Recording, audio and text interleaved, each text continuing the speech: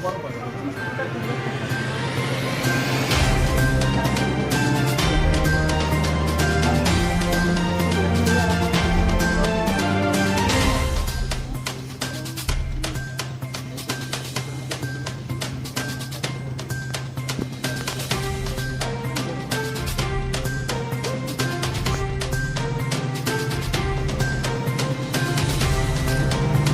terus ya.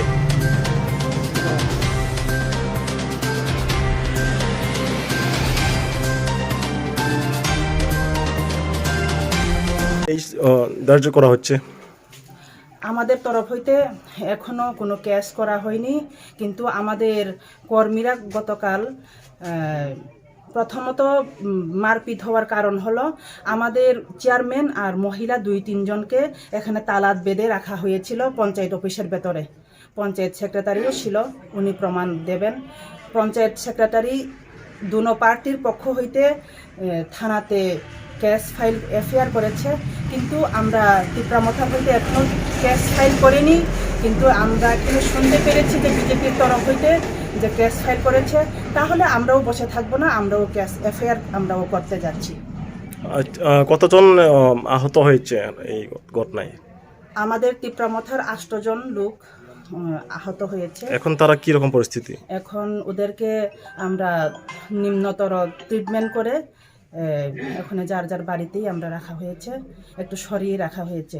কারণ এখানে খুব প্রবলেম দেখা যাচ্ছে যে না, আজকে গতকালকে রাত্রে যেমন তপন দেববর্মা নামে একটা আমাদের টিপ্রামথার নেতৃত্ব, যে ওকে কাটিয়ে কুবিয়ে মারা হবে, মারার পর ওর মাংস দিয়ে মদ খাওয়া হবে বলে এখানের জনসাধারণরা বলেছিল। এর জন্য আমরা তারপরেও আমরা পুলিশকে বলেছি, কিন্তু আমরা এখনো এফআইআর করিনি, আমরা অপেক্ষায় আছি। এর মধ্যে ওরা আমাদের টিপ্রামথার তরফ হইতে কেস দিয়েছে, 6 জনের নাম দিয়েছে বলে আমরা শুনতে পেরেছি। তাই আমরাও আমাদের স্টেপ নেব বলে আমরাও চিন্তা ধারণা করেছি। আজকে আমরা এসে দেখি যে পঞ্চায়েত অফিসটা তালা লাগানো আছে। কিসের কারণে এইসব হয়েছিল? গতকালকের ঘটনার কারণে পঞ্চায়েত অফিসটা তালা মারা হচ্ছে। এইখানেই তো সিকিউরিটি আছে, তারা সিআরপিএফ বসানো হয়েছে, তারপরেও কেন বন্ধ? অফিসার কেউ আয় না, বা জিআরএস একজন সম্ভাবনা আমরা দেখছি নোটিশে জিআরএস জিওটেক করতে যাচ্ছে, শুধু একজন দিয়েই তারা কি পরিচালনা করছে সরকার? আমি খুবই দুঃখিত এর জন্য। তাই সরকারি কর্মচারীদের কর্তব্যরত, যাতে এখানে প্রশাসন যেহেতু আছে, সিআরপিএফ যেহেতু আছে, ওরা যাতে এসে এখানে যার যার অফিস ঠিকমতো চালাতে পারে, তাই আমি অনুরোধ রাখবো সব কর্মচারীদেরকে এসে যার যার দায়িত্ব পালন করার জন্য। তাই গতকাল আবারও আমি বলতে চাই, আমাদের লোক খুবই কম ছিল। আমরা আমবাসাতে মিটিংয়ে যাওয়ার সূত্রে আমাদের এখানে লোক না থাকার কারণে গতকাল ওরা এখানে একটা হাঙ্গামা তৈরি করেছিল। তাই আমরা আমবাসাতে মিটিংয়ে সবাই গিয়ে পঞ্চায়েতে এডিসি ভিলেজে কি ঘটনা ঘটেছে এবং কতজন আহত হয়েছে, বা কার দল কি করে আক্রমণ হয়েছে, একটু বিস্তারিত হয়ে যাবে। দুঃখের সহিত বলতে হচ্ছে যে মিডিয়া ভাইকে আমার অসংখ্য ধন্যবাদ প্রশ্ন করার জন্য। খুবই দুঃখের সহিত আমি বলতে হচ্ছে যে গতকাল আমাদের বিসি পঞ্চায়েতের চেয়ারম্যান সঞ্জিত দেববর্মা, ওনাকে আমাদের বিজেপির কর্মকর্তারা এসে পঞ্চায়েত অফিসে ঢুকে ওদের সাথে পঞ্চায়েত দখলের জন্য এসেছিল। কিন্তু এর আগে একটা ডেট দিয়েছিল বিজেপির নেতৃবৃন্দরা, যে আমরা একটা দুপক্ষর হইতে বসে আমরা একটা আমাদের পঞ্চায়েতে উন্নয়নের জন্য কাজ করার জন্য আমরা একসাথে বসে মিটিংয়ের মাধ্যমে আমরা একটা আলোচনা করব। গত সোমবারে ডেট ছিল, আমাদের টিপ্রামথার লিডাররা সবাই উপস্থিত ছিলেন ওদের সাথে কথা বলার জন্য।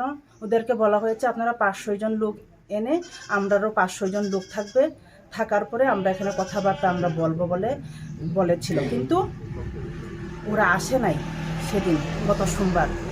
গতকালকে 12 তারিখ আমাদের টিপ্রামথার যে আমবাসাতে একটা মিটিং ছিল, 4টা বিধানসভার সব ব্লক ডিস্ট্রিক্ট সেন্ট্রাল লেভেলের একটা মিটিং ছিল। আমাদের আগরতলা থেকে আগত আমাদের এক্স মিনিস্টার এবং আমাদের ত্রিপুরামথার প্রেসিডেন্ট সহ আরও ত্রিপুরামথার চেয়ারম্যানশিপ সবাই আছিল ওই জায়গাতে।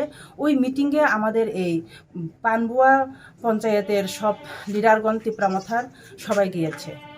এই পঞ্চায়েত খালি হওয়ার সত্ত্বে, আমাদের লোক না থাকা সত্ত্বে বিজেপির লোক এসে পঞ্চায়েতে আক্রমণ করেছে। আমাদের চেয়ারম্যানকে প্রথমত এসে চেয়ারম্যানকে মারপিট করেছে, মাথাতে ওর চাক্কা হয়ে মাথাতে ফুলে গিয়েছে।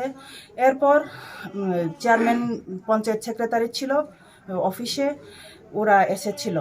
আর এর মধ্যে বলেছিল যে এখানে কথা বলতে হলে দুপক্ষের লোক আসতে হয়। আমাদের তো কোনো লোক প্রিপারেশন ছিল না। ওদের ওই রথ টাক্কাল নিয়ে হাতুড়া নিয়ে এসে পঞ্চায়েত অফিসের মধ্যে আক্রমণ করেছে। প্রথমত আমাদেরকে আঙ্গুল তুলিয়ে বলা হচ্ছে যে ত্রিপুরামথার লোক নাকি রড লাঠি গদা নিয়ে মারপিট করেছে পঞ্চায়েত অফিসের ভেতরে। পঞ্চায়েত অফিস কিন্তু একটা সরকারি একটা অফিস। এই অফিসের মধ্যে কে লাথা, কে রডের টুকরা, কে দাও টাক্কাল নিয়ে রাখবে, এটি তো সরকারি রুলে কোনো মতেই হয় না। আর এটি পুরা মিথ্যা আমরা প্রমাণ পেয়েছি। আর আমি বলতে চাই বিজেপির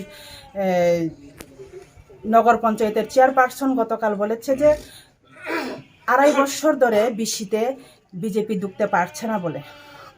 আমি এর পরিপ্রেক্ষিতে বলতে চাই, আমরা এডিসি সরকার আমাদের যদিও ইলেক্টেড না, আমাদের নমিনেটেড সঞ্জিত দেববর্মা এখানে পঞ্চায়েত চেয়ারম্যান আছে, তো ওনার তরফ হইতেই আমরা পঞ্চায়েতের আয় উন্নতির সব কিছু আমরা করছি।